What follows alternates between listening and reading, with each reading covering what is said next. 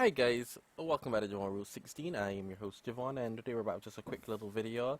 It keeps being asked, so I'll keep telling you where to put the 30 and 60 FPS mod for the Tears of the Kingdom all the time. People keep asking me over and over and over, so I just wanted to put it out there real quick. So you see we have here, this is Yuzu's build. You can see Tears of the Kingdom here. We simply go to Open Mod Data Location, and this is where you would put the 30 or 60 FPS mod, the dynamic mod, which basically gets rid of that, which makes it not slow down and run at 20 FPS. It'll run dynamically now, and this is the one that fixes it so that it works on user in the first place. It's basically the same process with Real Jinx as well, because I have that one up too. We simply go here. Here's a 30 FPS mod and the dynamic FPS mod. Real Jinx normally works by itself, but yeah, that fixes it. Anyway, I hope you guys enjoyed that. Don't forget to please leave a like, comment, share, subscribe, and stick around for more epic content. I will leave the 30 and 60 FPS mods links in the description down below.